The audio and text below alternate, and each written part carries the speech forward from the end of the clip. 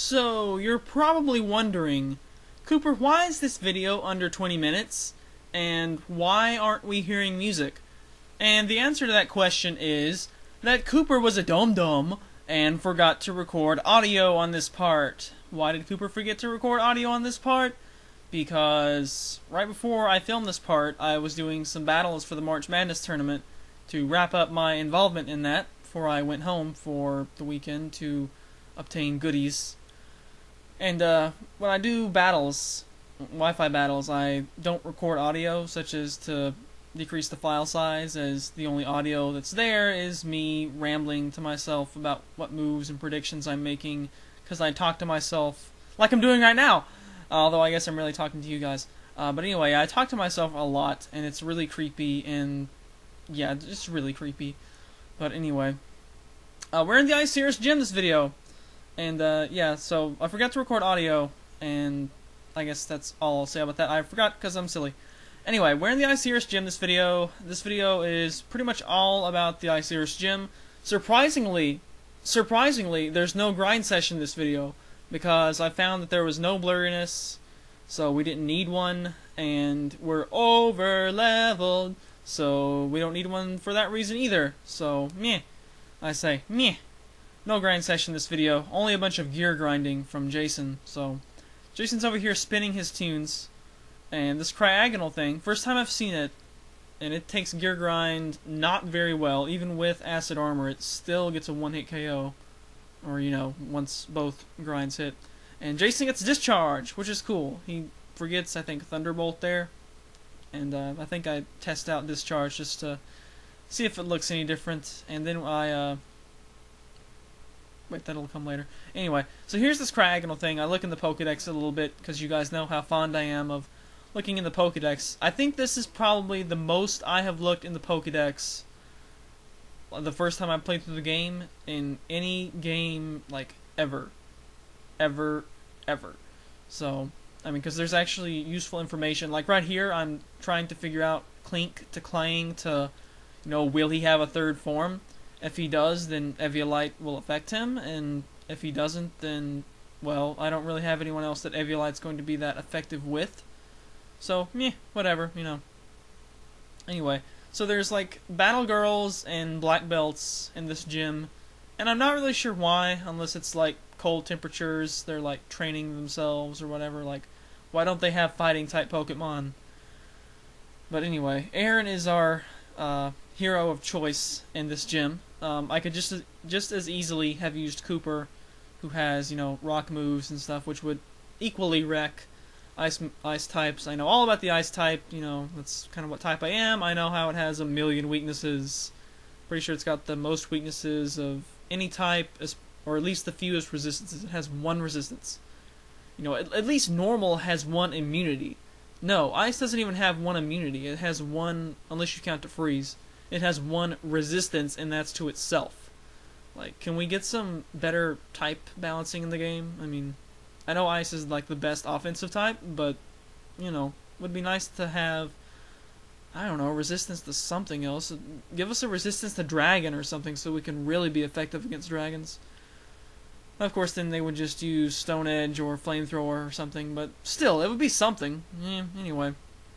So I'm figuring out this puzzle with the, you know, you step on the red switches to rotate the stuff, and then you hit this stuff and you go twirling around, and it's actually pretty fun. Probably my favorite of the ice gyms. Sorry, Candace. And Snow Point Gym. You know, just the twirling around is pretty nice. And it's also rather large gym. And around this time, when I see those Vanillish, I start getting sad because, as you know, in a recent part, we lost our good friend Cardi. Not with us a long time, but we still lost her, and I'm still really upset about that. But anyway, I mean, Starmie Girl was chewing me out on MSN the other night. It's like, it's your fault that Cardi died, and I'm like, I know, it's my fault that all of them die. And that's why I have to grind and over-level my guys so that they don't die. But, you know, so that's why we grind, and that's why we're over-leveled, because when we don't over-level, people die. Cardi wasn't over-leveled. Guess what happened to Cardi? Cardi died. So, we get up to the gym leader, and because I'm concerned with having my however many PP from Brick Break back, I go ahead and go all the way back in here, and have to go all the way back through. And you'd think after going through this one time that I would, get it and be fine with doing this really quick. But somehow, despite getting this pretty much perfect the first time through, I screw it up and have to go back more or less to the start. So, anyway, going over those ramp things there, I was a little bit afraid that we were going to fall over into the pit and then, like, die and stuff, and that would be lame. But anyway, here we finally are at the gym fight. Obviously, the trainers were no problem whatsoever. Aaron, I think, pretty much broke all of them. Jason, I think, took out a couple. But anyway, I'm just showing off the team right now, showing that we have 3 guys, all of whom can deal with ice types. I'm not concerned about game overing whatsoever, and not really concerned with losing a guy. So Bryson is this guy's name, and he's got a Leonardo mask going on. Thinks he's a Ninja Turtle. Ninja Turtle Ice Gym Leader with a half kimono. Only not even a full kimono. It only covers half his body and the I don't know. Anyway, he's got an ice cream cone too, and it's gonna use acid armor, which is not going to I don't know what I was gonna say there. Anyway, it's gonna let it live and get off a mirror shot, which thankfully doesn't lower accuracy, because I think that's mirror shot's added effect. It's a pretty horrible move. And here comes his champion dude, Beartick, which makes some stomps on the ground, and as you can see that the stylus is pointing at a little tuft of fur down there, and it is a male Beartick, so I don't know what to say about that. But this game is rated E for everyone, in case you forgot, as it uses swagger, which I expect him to heal up, and I'm pretty much content to heal up with a full heal as well, because that way I get to keep my +2 attack stages that he gave me, and I'll be rid of confusion. And for some reason, Aaron was actually faster than that thing. By the way, is that supposed to be like a pun on Arctic? Like the Arctic region? Because it's like B Arctic, but I'm sure it's, everyone's gonna say bear, and then after you say bear, it's tick, so it's bear tick. It's like Joltic. So I'm not really sure where they were going with that, but yeah, at least they tried. And this Triagonal thing is his last guy, which is faster than Aaron and tries to drop her attack with Aurora Beam, but even if it did, then it would still get destroyed. So Aaron pretty much swept this gym. That was, what, 4 turns? I think that's how many turns we took last time. And a little bit more sweepage going on here, as Aaron was actually faster than 2 of those guys, or at least one of those guys. Anyway. So we get the 7th badge, not too big a deal. Freeze badge from Bryson, the Leonardo impersonator, minus katanas. And now the 7th badge allows level 80s to obey you, which I guess means that level 90 is going to get skipped, because the last badge allows everyone to obey you, unless they change that and it's level 90s now, and you have to, like, beat the Elite Four to get level 100s. That would be actually kind of cool. Anyway, we get Frost Breath for the TM, and interesting move. I spend a lot of time here. This is like 1.5 speed, I think. The junior trainer's part was like 3 times. But pretty much I think this is only pretty useful with... Pizza is good. Might be useful with something with Sniper. If anything with Sniper can even learn this, I don't know, as that would give you a little bit better Blizzard. Better accuracy and PP for sure. But anything else, it's a guaranteed crit, so if something is actually using Amnesia or like, well, no, it's not going to help you against Calm Mind Suicune because it's ice type. But anyway, yeah, interesting move, but probably not that useful. So just one of those interesting moves that, neat effect, but kind of novelty. So Chiran is out here asking philosophical questions. For whatever reason, Bianca's here too. I don't know why Bianca's here, but she is. Standing out here in the rain, and Chiran's trying to figure out if he's good, or if it's just his Pokemon. And I'm telling him at this point in the video, Chiran, I'm pretty sure you're just as smart now as you were when we left New Vema Town, which is to say, pretty much awesome. So, yeah, I think it's probably the only difference is that he has Pokemon now and can actually do stuff with them. But anyway, the Shadow Triad shows up, and these guys, they want to look like they're cool, but honestly, all they've done is move my player around when I was fully intending to go where they were leading me around too. So they're just there for looks and show and to make Getsus think that he's cool when he's not, because we will do him! But anyway, Bryson wants us to hang on, so apparently I waited this row of text here for quite a while. And then we go off to Dragon Spiral Tower, because usually, you know, and apparently Bianca's going too, usually between the 7th and last badges, that's usually when you have your final confrontation with the evil team. I think the only exception to that is 1st gen, where you can kind of do it whenever, although technically you don't finish off the evil team until the 8th badge, since, you know, Giovanni is the gym leader, but meh, whatever. So we heal up because I'm oh so concerned about Aaron losing like 10 hit points and about 3 or 4 PP from Brick Break in that gym. Horrible to think that we might run out of PP in this LP, right? So we run up here, and Bianca is following us, and she's going to... at first I thought she was going to battle me, and I was like, Bianca, why? But she doesn't. She just wants to come up here and talk to Cedric, who, in addition to being an entertainer, is also Professor Juniper that we got our Snivy from. Also, her father. Yes, her father. I thought I said his father, or his mother, and was getting things mixed up. Anyway, so Team Plasma's apparently gone into Dragon Spiral Tower, which leads me to believe that this is going to be the final confrontation with Team Plasma. And then we're just going to go off, beat the 8th gym, and go to the Elite Four, beat the game, and then the LP's over, right? But we'll see in upcoming parts. So, Tox and Sharon are both really, really strong. And they've beaten Team Plasma before, but Bianca... yeah, anyway, she's just going to stay here. And we get an OHKO, which I was really hoping they upgraded to be, you know, something useful, since it's kind of a once-per-game item.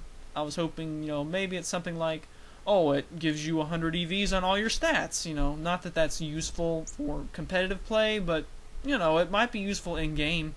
I mean, you know, max EVs or something, you know, instantly. That's pretty useful in-game. But, alas, it's not to be. But I think for the rest of this video, we don't go in Dragon Spiral Tower this video. Last video, you remember, we caught Dennis, the Basculin, erroneously here in Dragon Spiral Tower in the water outside, which is bothersome, but meh, whatever. And we're just going to fight a couple ace trainers over here as Team Plasma, as well as, in addition to opening the actual entrance to Dragon Spiral Tower, also opened up one of the pillars, and there were some, apparently some ace trainers over here who were either trapped or have since gone over there to do whatever. And here we contemplate learning Facade for Erin, which is, you know, kind of interesting because, you know, she also has Shed Skin, so that's 2 things that work with status problems. But, yeah, I'll keep her moveset the same as it is. And here's Galvantula. So this is the evolved form of Joltik. And, yeah, this is going to be one of my favorite new electric types. It's pretty sweet. I've wanted an electric bug for a long time. And it even learns Gastro Acid, which is a pretty sweet move. Not terribly useful, but it's faster than me and uses Slash, and it dies because Rocky Helmet is hilariously amazing. So I love that item. So awesome. Anyway, we fight this girl up here, and I think I put Kooper to the front and give him... no, I don't give him the Lucky because I'm still...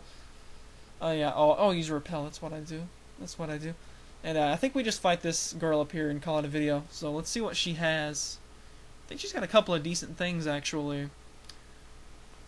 Yeah, this Twin Tails, Twin Drills, Ace Trainer Jamie has a little bear cub that we wrecked, what, about 5 of, plus the evolved form in the gym, so we're not threatened by this thing whatsoever. We'll just lay the smackdown on it.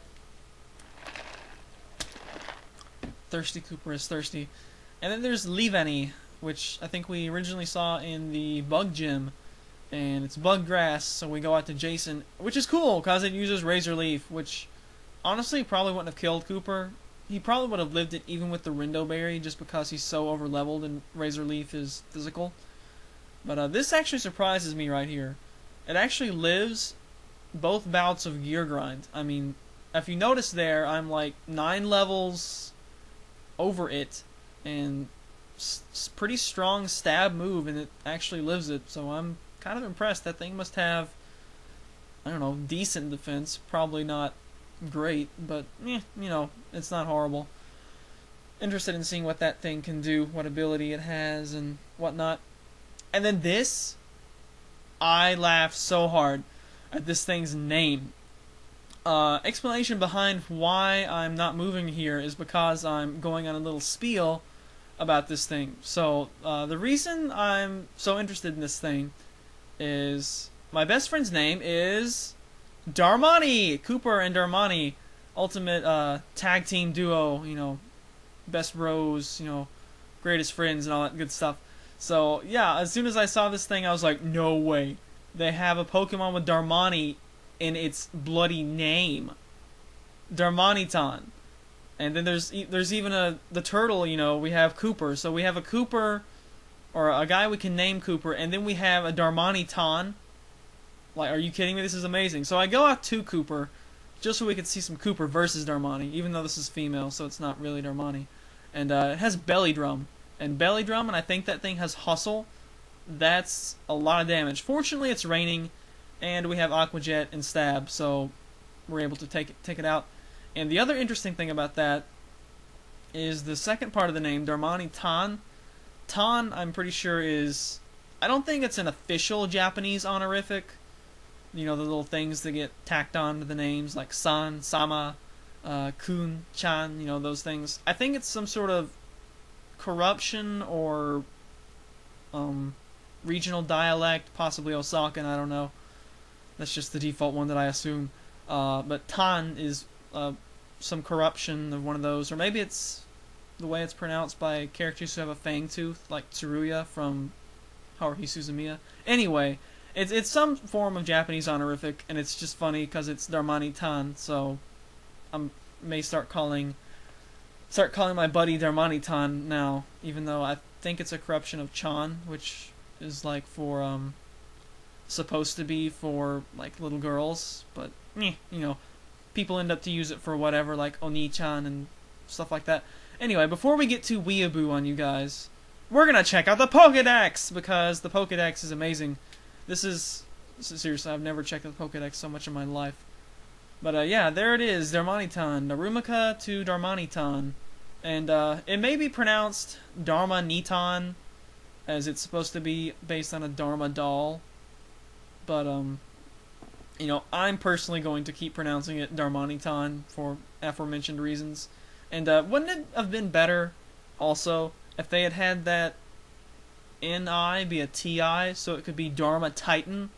That would have looked a lot better and made more sense and just have been a better name. But, yeah, I'm not complaining. Darmanitan, pretty awesome. So, probably one of my favorite new guys just for the name. And it's also a new Belly Drum guy, which is kind of sweet. Don't know the thing's base stats, but kind of cool. Just for the fact that has my best friend's name in it, so it's funny. Anyway, so we get healed up because that's just what we do. We go and we get healed up because Pokemon Centers are free, cause socialism, cause... Yeah, actually, the Pokemon Centers, they should charge you in this, because Unova's like based on America and capitalism. So, you know, you don't get all this government-funded health care. Oh, wait, Obama. Anyway, that aside, that'll just about do it for this part. And next part, we're going to be going into the Dragon Spiral Tower for what I hope is the last confrontation with Team Plasma and killing off of the Black Dragon dude who we've seen taunting us. The guy who sent the Zebstricas to kill off Cardi. Evil dragon that needs to die. And I hope that's what we're going to do next part. But I'll see you guys there. And you saw our party right there. Whatever, that's what we always do. And, yeah. Oh, and an addendum, because I actually used Windows Movie Maker to narrate for the first time, and I forget how many years, because it didn't screw up. Later days.